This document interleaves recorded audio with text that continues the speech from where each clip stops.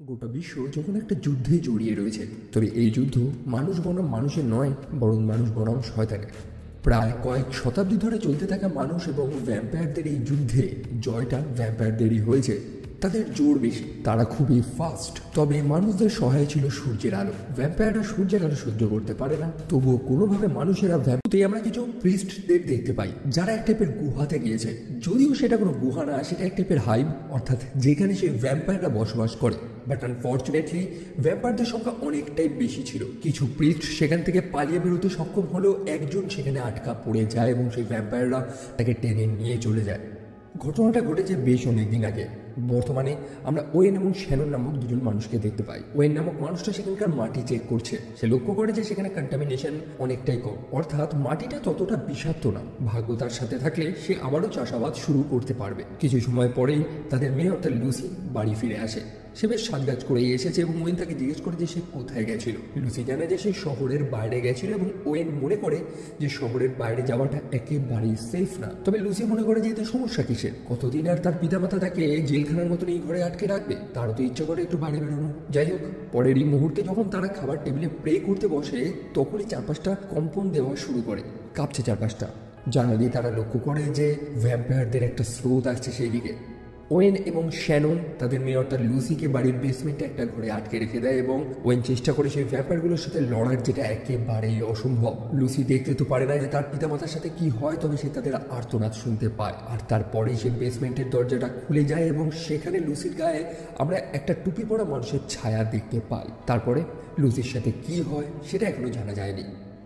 এই যে স্থানটা আমরা দেখলাম, এটা কিন্তু সেই ওয়ার্ল্ড সিটির বাইরে। ওয়ার্ল্ড সিটি অর্থাৎ যেমনটা বলেছিলাম, শহরের চারপাশে মানুষরা পাঁচিল তুলে দিয়েছিল, তবে বহু মানুষ সেই শহরে বা সেই পাঁচিলের বাইরেও বসবাস করে। এমনকি বহু গ্রামও তৈরি হয়েছে যাদের টাকা পয়সা কম এবং যারা সেই শহরে বসবাস করতে পারবে না। যদিও বহু মানুষ সেখানে বসবাস করতেও তো চায় না। শহরে এতটাই পলিউশন, ধোঁয়াশা ছাই একেবারে আকাশটা ঢেকে ফেলেছে, সূর্যের আলো সেখানে পৌঁছায় না প্রপারলি। তারপর চার্চের চরম নিয়ম, কারণ স্বাধীনতার কোনো বলাই নেই সেখানে।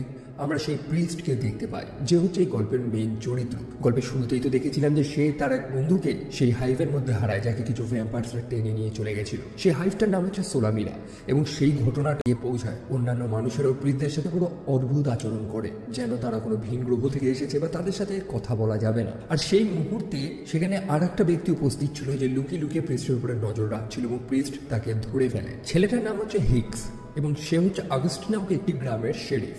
সে খবর দিতে এসেছে যে একটা গ্রামে ভ্যাম্পায়ার অ্যাটাক হয়েছে, ভ্যাম্পায়াররা আক্রমণ করেছে এবং সেই ভ্যাম্পায়াররা লুসিকে তুলে নিয়ে চলে গেছে। তবে কে সেই লুসি? একটু আগে যে ওয়েন নামক মানুষটাকে দেখলাম, সেটা হচ্ছে এই প্রিস্টের নিজের ভাই। তাদের যে মেয়ে লুসি, তাকে এই শেরিফ অর্থাৎ হিক্স ভালোবাসে। লুসির মুখ থেকে সে এই প্রিস্টের অনেক গল্প শুনেছে, যে সেই যুদ্ধের সময় এই প্রিস্ট কতটা সাহসের সাথে লড়েছিল। মানে একে বাকি প্রিস্টদের মধ্যে সব থেকে বেস্ট বলা হয়। সেই ভ্যাম্পায়ারটাকে শ্যানন তো প্রায় মরে গেছে, ওয়েনের অবস্থা খুবই খারাপ এবং হিক্স চলেছে লুসিকে খোঁজার জন্য। সে প্রিস্টের সাহায্য চাইতে এসেছে। প্রিস্ট যদি চায় তো তার সাথে যেতে পারে, অন্তত তার নিজের পরিবারের জন্য তো এই প্রিস্টের যাওয়া উচিত।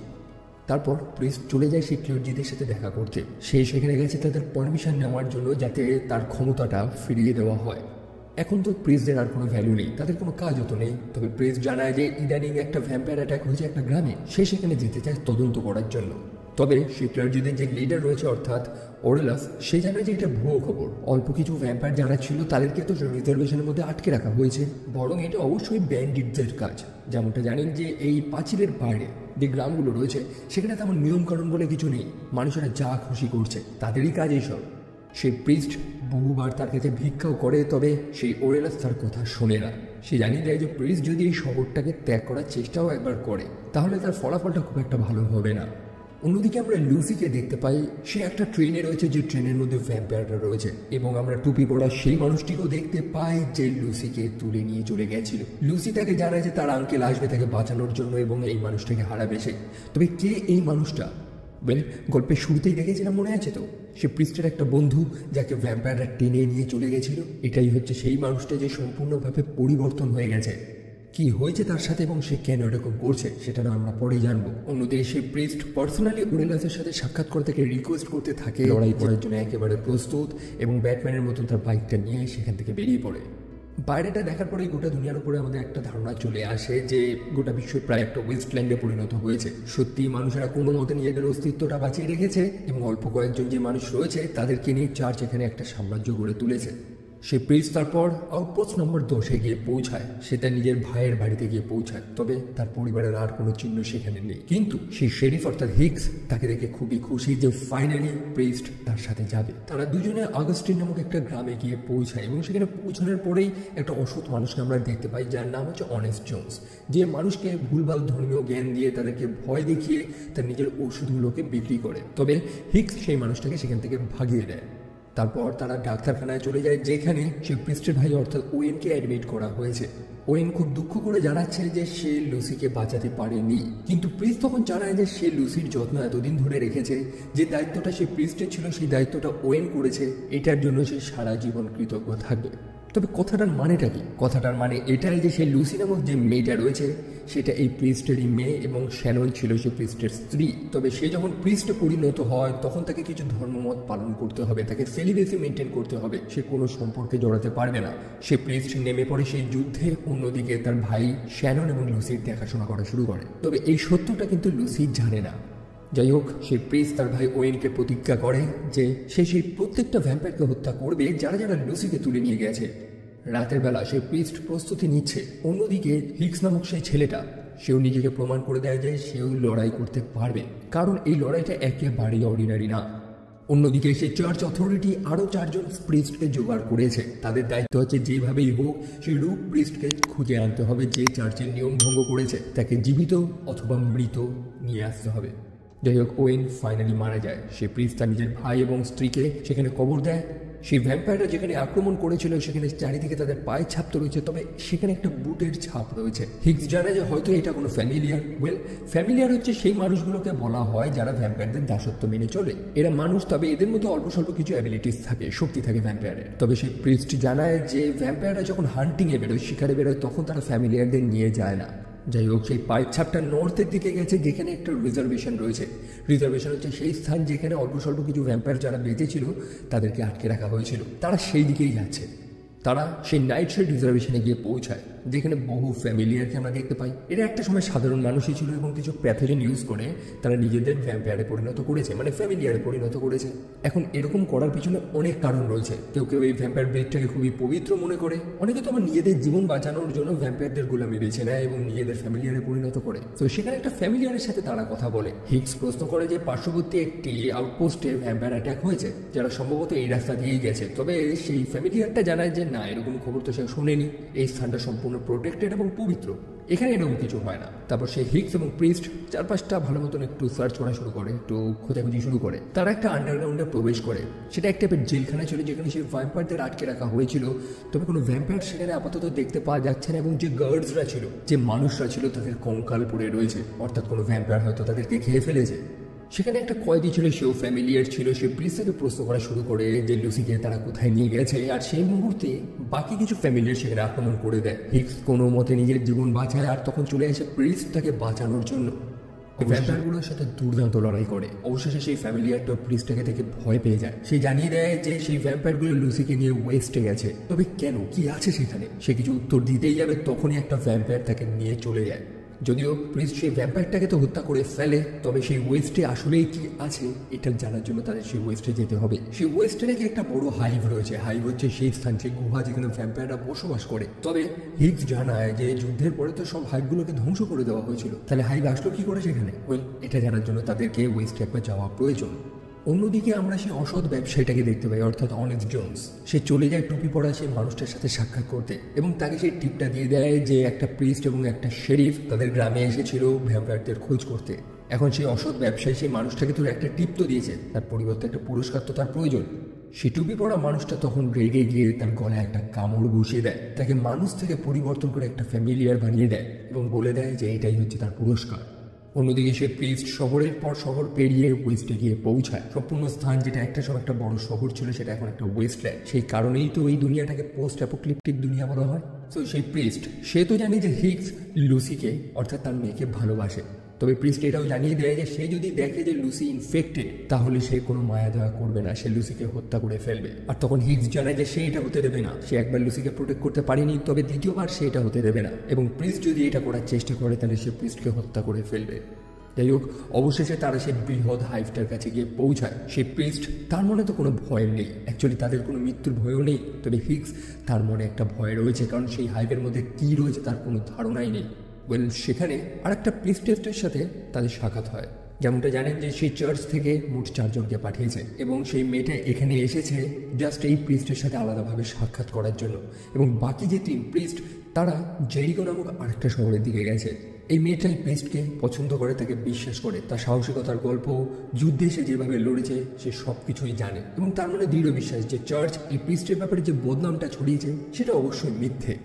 যদিও সেই যে হাইভটা সেটা খালি ছিল না, বরং সেখানে একটা হাইভ গার্ডিয়ান ভ্যাম্পায়ার ছিল যার সাইজটা অনেকটাই বড়।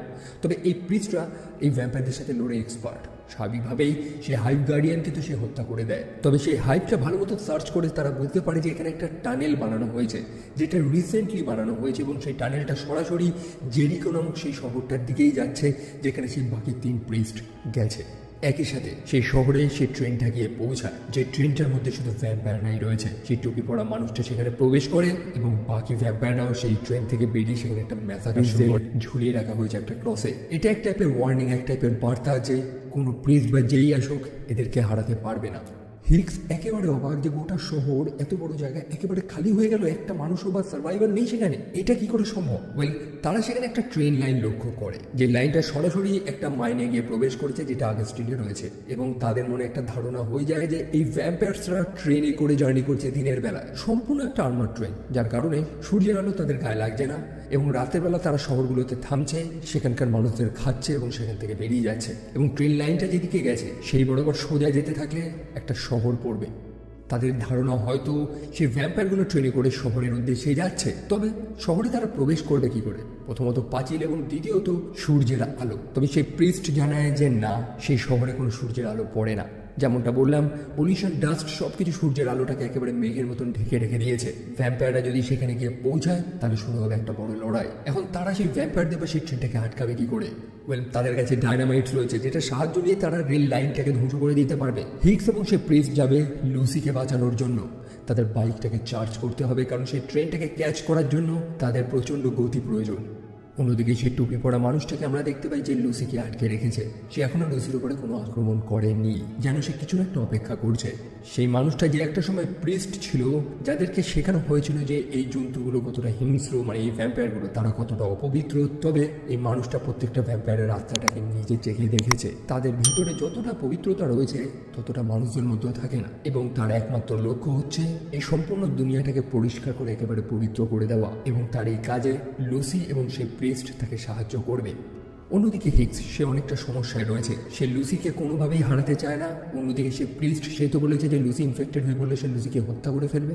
তখন সে প্রিস্ট তাকে সত্য কথাটা জানায় যে সেই লুসি যাকে হিগস ভালোবাসে সে সেই প্রিস্টের নিজেরই তো মেয়ে। সেই যুদ্ধের জন্য সে তার নিজের পরিবার, নিজের মেয়েকে ছেড়ে দিয়ে চলে গেছিল, এবং তার নিজের ভাই তার পরিবারের দেখাশোনা করেছিল। প্রিস্ট যেটা করছে মুখোমুখি হয়, আর এটা আর কেউ না, এটা তো সেই প্রিস্টের পুরনো বন্ধু যে সেই সোলামিরা হাইভের মধ্যে হারিয়ে গেছিল। প্রিস্ট ভেবেছিল যে সে হয়তো মারা গেছে, কারণ ভ্যাম্পায়াররা তাকে তুলে নিয়ে চলে গেছিল, তবে তার সাথে যেটা ঘটেছে সেটা কেউ কল্পনাই করতে পারেনি। ভ্যাম্পায়াররা যখন তাকে খুবলে খুবলে খেয়েছে, সে যখন বেঁচে থাকার সব আশা ছেড়ে দিয়েছে, তখন সে তার নিজের চোখের সামনে ভ্যাম্পায়ার কুইনকে দেখতে পায়, যে তার নিজের রক্ত দিয়ে সেই মানুষটাকে বাঁচিয়েছে। ভ্যাম্পায়ার কুইনের রক্তের সংস্পর্শে সে একটা নতুন হাইব্রিডে পরিণত হয়েছে, যেটা হচ্ছে হিউম্যান ভ্যাম্পায়ার, যাদের মধ্যে ভ্যাম্পায়ার এবং মানুষ দুটোরই অ্যাবিলিটি থাকবে। এটা তার কাছে উপহার, এবং সে সেই প্রিস্টকে অফার করে যে সেই ভ্যাম্পায়ার রানীর রক্তটাকে গ্রহণ করার জন্য, এবং তারা একত্রে ভাই হয়ে এই গোটা দুনিয়াটাকে জয় করবে। সে লুসিকে এখনো বাঁচিয়ে রেখেছে সেই প্রিস্টের ডিসিশনটা শোনার জন্য, তবে প্রিস্ট একেবারেই তার কথাটা শোনে না। যে ভ্যাম্পায়ার রানীকে হত্যা করার জন্যই তারা সেই সোলামিরা হাইভে প্রবেশ করেছিল, এখন সেই রানীর দাসত্ব তারা কিভাবে পালন করবে? আর কি, সেই প্রিস্ট তার বন্ধুর সাথে লড়াই করা শুরু করে। তবে একটা হিউম্যান ভ্যাম্পায়ার সে অনেকটাই পাওয়ারফুল, এবং একটা প্রিস্ট তার সাথে লড়ে পারবে না। অন্যদিকে সেই মেয়েটা, যাকে কিছু ফ্যামিলিয়ার খুব জ্বালাতন করছিল, এমনকি তারা সেই বোমটাকেও ডিফিউজ করে দেয় যাতে সেই ট্রেন লাইনটা ধ্বংস না হয়। বাধ্য হয়ে সেই মেয়েটা সেই এক্সপ্লোসিভগুলো নিজের বাইকের মধ্যে লাগিয়ে সেই ট্রেনের দিকে রওনা দেয়। হিগস এবং সেই প্রিস্ট তারা একসাথেই ছিল, তারা চেষ্টা করে লুসিকে বাঁচানোর জন্য। তবে সেই হিউম্যান ভ্যাম্পায়ারের সাথে লড়াই করা একেবারেই সহজ ছিল না। তবে অবশেষে সেই মেয়েটা তার বোম লাগানো বাইকটা এনে সরাসরি সেই ট্রেনে ধাক্কা মারে, যেখানে একটা বৃহৎ এক্সপ্লোশন হয়, যার ফলে সম্পূর্ণ ট্রেনটা তো ধ্বংস হয়ে যায় এবং একই সাথে সেই টুপি পড়া হিউম্যান ভ্যাম্পায়ার সেও মারা যায়। সেই প্রিস্ট সময় মতন লুসিকে বাঁচিয়ে নিয়েছে এবং প্রত্যেকেই সেখানে জীবিত রয়েছে। তারপর সেই প্রিস্ট সরাসরি সেই চার্চ কাউন্সিলে চলে যায়। ওরেলাস তাকে দেখে একেবারে রেগে গেছে যে তার এত সাহস হলো কি করে এই শহরে আবার ফিরে আসার, এই স্থানে আবার ফিরে আসার। তবে সেই প্রিস্ট সেখানে গেছে তার নিজের সত্যটাকে প্রমাণ করার জন্য। তার কথা এতদিন ধরে কেউ বিশ্বাস করেনি। সেই চার্চ মানুষদের মিথ্যে কথা বলেছে যে সবকিছু নিয়ন্ত্রণে রয়েছে, ভ্যাম্পায়ারদের আর কোনো অস্তিত্ব নেই। তবে এই শহরের বাইরেই একটা ট্রেন ধ্বংস হয়ে পড়ে রয়েছে, বহু ভ্যাম্পায়ারের মৃতদেহ সেখানে পড়ে রয়েছে, যার মধ্যে সে ভ্যাম্পায়ার রানী নেই এখনো, এবং তাকে খুঁজতে এই প্রিস্ট যাচ্ছে। ওরেলাস স্টিল বলছে যে যুদ্ধ অনেক আগেই শেষ হয়ে গেছে, ভ্যাম্পায়ারের তো আর কোনো অস্তিত্ব নেই। তখন সেই প্রিস্ট একটা ভ্যাম্পায়ারের কাটা মুন্ডু সেখানে ফেলে দেয় সবার সামনে, যাতে সত্যটা সবাই জানতে পারে। সে ওরেলাস বলেছিল যে যুদ্ধ তো অনেক আগেই শেষ হয়ে গেছে, তবে প্রিস্ট জানায় যে না, যুদ্ধ শেষ হয়নি, বরং আর এক নতুন যুদ্ধ শুরু হতে চলেছে। এটা বলে সে সেই কাউন্সিল থেকে বাইরে বেরিয়ে যায় এবং সেই মেয়েটার সাথে সাক্ষাৎ করে। মেয়েটা জানায় যে বাকি প্রিস্টরাও আসছে তাদেরকে সাহায্য করার জন্য। চার্চের অথরিটি তাদের কাছে নেই, তাদের সাপোর্ট তাদের কাছে নেই, তবে তারা সত্যের জন্য লড়বে এবং এই লড়াইটা তারাই শেষ করবে। এটা বলে তারা তাদের বাইকে চেপে সেখান থেকে